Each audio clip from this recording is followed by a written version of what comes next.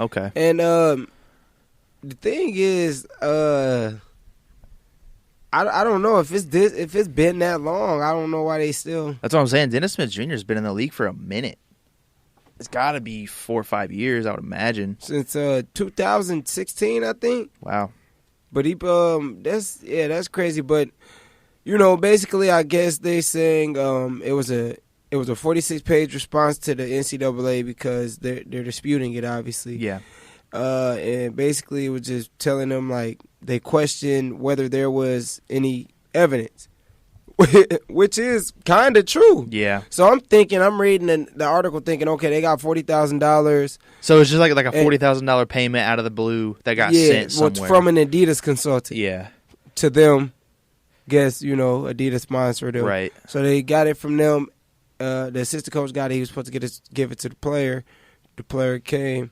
But this is the thing. If they don't have the proof, I'm not understanding. Yeah. I'm thinking they actually seen the money go to the hand of the person. Or you looked at a bank statement or something. Hey, what's this $40,000 going towards? So Adidas allegedly, this is a question, Adidas was wanting to give $40,000 to Dennis Smith Jr.? Yeah. Whoa. So NCAA said Smith was ineligible while competing in 32 games for the Wolfpack during the 2016 season, in which he had been named ACC Freshman of the Year. So, yes, sir. But the NCAA is always trying to mess up and rain on somebody's parade. Hey, man, It's old. Even if he did do it, it's old now. He doesn't have the $40,000 anymore. He's made way more money. So especially Dennis Smith Jr. Let it go. He's a dog. Yeah. All right. So now we'll do Get Him Out. What are you doing? Get him out. All right. This episode of Get Him Out. Pacers fans, last night, the Pacers were booing Paul George every time he got the ball. You guys know me. I'm a huge Pacer fan. It's my team, ride or die. Why are we booing our man Paul George? I don't understand it. And then after the game, Paul George said, quote, "Someday I'll do a tell-all, and I'll tell you the leading events of how I left Indiana, and I promise I'm not the one to boo." So is that like a jab, maybe Larry Bird? Because Larry Bird was the president of player operations, blah, blah, blah. I was thinking this last night. Well, I mean, that's actually... All right, I'm not gonna lie. I'm one of those types of people. I don't like when the players leave my team. I don't like when... Of course. I was mad when Andrew Luck left the Colts. Yep. I'm mad. I was mad when Paul George left the Pacers. Yeah. But I know it's always a story behind it. Sometimes people... I heard that Andrew Luck left just because he was tired of getting hurt. Yeah. But...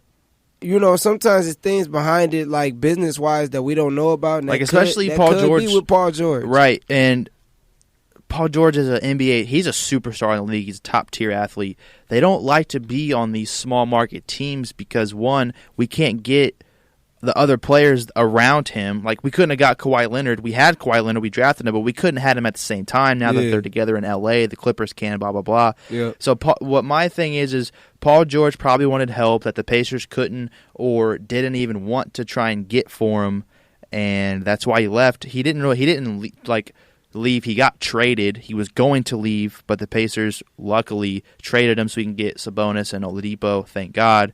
But yeah, I don't think the Pacers fans should have booed him. I was upset as well, but I still like Paul George. He's still one of my favorite players. He did a lot for us. He took us to back-to-back Eastern Conference Finals against LeBron.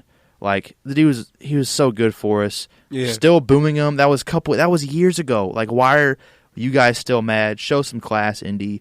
I don't know. Get him out. All right, man. That was Get Him Out for you. Odell Beckham. Yep. I guess he's injured and frustrated, man. Quote, injured. I don't know. Yeah, man.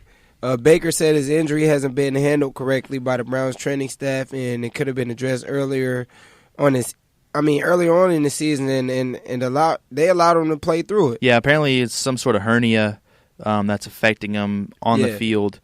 And the Browns announced that they have no plans to shut him down for the remainder of the season, as well as no plans to trade him in the offseason, despite reports of him wanting out of Cleveland. Hey, I'd want out of Cleveland, too. I wouldn't want to even go to Browns in the first place. I've seen them tear up too many people's careers. Right, man. And, they have – Dude, I honestly, coming into the season, I thought the Browns were going to be a top team. When they first came in, they had so many stars. You were like, oh, yeah, they're going to be crazy. They got Baker Mayfield. They got Landry. They got OBJ, Myles Garrett, Chubb, Kareem Hunt. You thought it was going to be crazy. Right. And then, because I saw a report the other day that OBJ told players to, quote, come get me during some game last month, telling players, hey, get me out of here. Put me on somewhere better. Because he hasn't really been utilized a lot to his potential, I would imagine. But I'm not going to lie. Cleveland is that. The problem in Cleveland is definitely not with the player. The problem in Cleveland right now, that's a business thing. That's a coaching thing. Yep. That's something they got to get fixed there. Yes, yep. And I don't know. They just they in there need a new owner or something. They need to call Amere. And then I'll do it for him. Going on against that, he's obviously, or he's injured. He actually took himself out of the game last week. But then the coach said that they have no plans to shut him down during the remainder of their season. Look, because they're fighting for the playoffs, but they're not going to get in. So don't play him. If he really is injured, the season has 3 weeks left. Don't risk another injury. So that's just a stupid decision, or it could be a stupid decision. And knowing by the Odell coach. Beckham, he's the type of person that would get hurt. Yep, exactly. So I don't know. Like you said, the Browns got some internal issues as a business to take care of for sure. All right, Pacers Spotlight. Let's take a look at this Clippers game first. Yep, lost last night, 99-110. Man, beginning of the game to open it up. It started the whole game. The Clippers couldn't make anything at the beginning, but the Pacers could. And then as a team, they shot 35% right before halftime. The Clippers went on this huge run to pull up double digits, and the Pacers really couldn't pull anywhere close. At the end of the game, though, the last 9 minutes to about 2 minutes, the Pacers could have cut it within 4. They were down 7. I think it was T.J. Warren missed a 3 to cut it to 4. After that missed 3, there was kind of just a game over after that. But they showed the fight a little bit too late. I think the Clippers might have took their foot off the gas a little bit to allow the Pacers to come back. But, I don't know. It's just those games you kind of want to see them compete a little bit more in. One thing that I always hear is just how, when the Pacers are doing good, how they don't play anybody and how they can't execute when it comes to the big games. Yep. And we got to win those. We do have to win those. We have to win those because, it's going to be important moving on in the future. So I think that's just one thing that we have to do. We got to see this team be able to compete with, like it says, elite teams. Yeah. They've already had losses to the Sixers this year, the Clippers, the Milwaukee Bucks, and the Rockets. The only really quote, decent team they've beaten this year, and they beat them by a lot at home, was the Jazz. But the Jazz, I think, are kind of having some problems now, too, just kind of meshing together and stuff like that. But we're home against Boston. Next game tomorrow. Boston, top team in the league. We need to win that. And then we're home against the Lakers next Tuesday. I'd love to figure out how to get into that game because that game is going to be insane. The Lakers are the best team in the league, 21-3. Right now, LeBron and AD are smacking. I hate to say it out loud. But you need to win those, especially at home. Win them. Come on, you got Boston. Yes. Beat them. You're at home. You got to get that. And then you go to Atlanta, and they can beat them too. It's just you got to just keep it going. Yep. And if they get on the streak, it could be good. But, the loss to L.A., obviously. And then Brogdon last night. And the record, the season isn't over. The record isn't too bad. Oh, not at So all. you good. It's December. Just keep it. Keep it pushing, and we'll be fine. Yeah, and then Brogdon last night, 20 points. Sabonis, 18 points. Dude got 22 rebounds. And then I put on here Turner, 5. Dude had 5 points. Miles Turner, 5 points. Why? What are we doing, Miles? I don't understand it. I think he had 5 rebounds too.